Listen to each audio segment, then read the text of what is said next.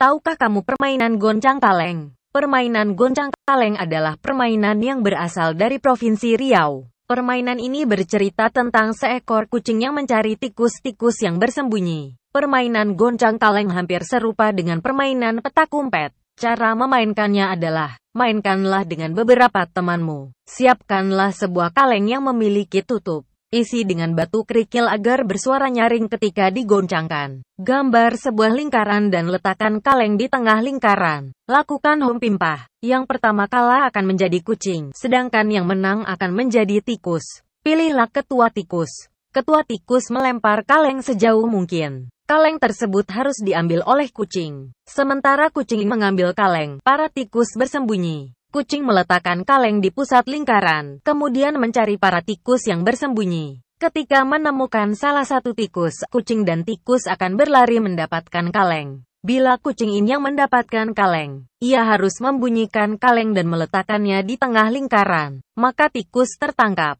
Bila tikus dan mendapatkan kaleng, dia dapat melemparkannya sejauh mungkin dan kembali bersembunyi. Kucing kembali mencari para tikus. Jika seluruh tikus telah tertangkap, para tikus berbaris di belakang kucing dan kucing menyebutkan nomor secara acak untuk menentukan siapa yang akan menjadi kucing selanjutnya. Bunyikan kaleng 7 kali untuk menandakan permainan telah usai. Ayo bernyanyi. Banyak permainan tradisional yang dilakukan dengan gerak dan lagu. Biasanya, permainan-permainan ini ditiru dari kejadian sehari-hari. Para pekerja di sawah atau di kebun sering bernyanyi sambil bekerja untuk menghindari rasa capek dan bosan. Dengan bernyanyi, mereka bekerja dengan gembira. Salah satu permainan yang berhubungan dengan orang bekerja adalah permainan dengan lagu, menanam jagung. Ayo lakukan bersama-sama. Menanam jagung Cip. Ibu sudah, yuk kawan kita bersama. Menanam jagung di kebun kita. Ambil cangkulmu. Ambil cangkulmu. Kita bekerja tak jemu-jemu. Cangkul, cangkul, cangkul yang dalam.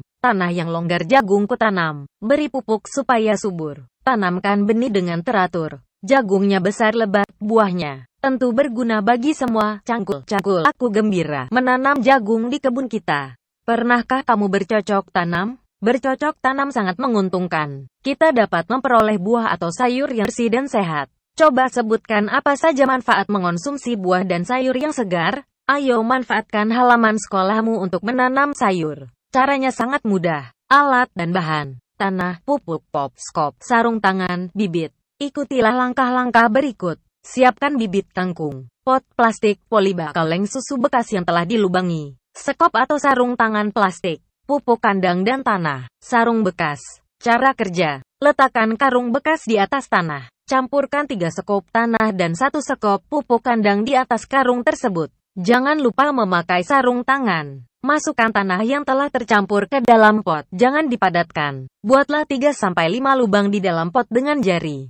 Masukkan 1 bibit ke dalam setiap lubang. Tutup lubang secara penuh untuk bibit kangkung. Sirami pot yang telah terisi bibit dengan air secukupnya. Letakkan di halaman atau kebun sekolah yang mendapat cukup sinar matahari. Siramilah tanamanmu setiap pagi dan siang atau sore hari sesuai jadwal piket. Jika bibit sudah mulai muncul, pindahkan setiap tanaman ke tempat terpisah. Rawatlah tanamanmu dengan mencabuti rumput liar yang tumbuh liar di dalam pot dan memberi pupuk setiap 5 hari sekali. Setelah selesai menanam, ceritakanlah di depan guru dan teman-temanmu pengalamanmu ketika menanam bibit tanaman sayur. Ayo lakukan permainan berikut ini di dalam kelas. Cermin ajaib, siapkan bedak tabur. Mintalah seorang teman untuk bermain bersamamu. Tentukan siapa yang lebih dahulu menjadi cermin dengan suit. Yang kalah menjadi bayangan di cermin. Berdirilah berhadapan, hitung sampai 3 lalu bergayalah sesukamu. Yang berperan sebagai bayangan harus mengikuti gerakan dengan tepat.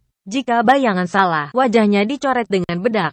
Lakukan kembali suit untuk menentukan siapa yang menjadi cermin. Pemenangnya adalah yang paling sedikit mendapat coretan di wajah. Setelah melakukan permainan cermin ajaib, berdiskusilah dengan temanmu. Jawablah pertanyaan berikut dengan memberi tanda centang pada jawaban yang benar. Bayangan pada cermin akan sama dengan benda nyata yang terletak di depannya. Lengkapilah kalimat di bawah ini sehingga menjadi pernyataan yang tepat. Benda hijau yang diletakkan di depan cermin datar, warna bayangannya adalah hijau, sama dengan aslinya. Benda kotak yang diletakkan di depan cermin datar, bentuk bayangannya adalah kotak, sama dengan aslinya. Benda kecil yang diletakkan di depan cermin datar ukuran bayangannya adalah kecil, sama dengan aslinya. Pencerminan. Benda yang terletak di depan cermin datar memiliki bayangan dengan warna, ukuran, dan tinggi yang sama. Akan tapi, bagian kanan dari benda tersebut akan menjadi bagian kiri bayangannya, begitupun sebaliknya. Dalam matematika, prinsip tersebut digunakan dalam proses pencerminan bangun datar. Pencerminan dapat terjadi terhadap sumbu tegak lurus, sumbu datar, dan sumbu diagonal. Hasil pencerminan diberi simbol. Contohnya, jika bangun ABCD dicerminkan, maka hasil pencerminannya adalah A, B, C, D. Lihat gambar pencerminan terhadap sumbu tegak lurus, terhadap sumbu datar, dan terhadap sumbu diagonal seperti pada gambar.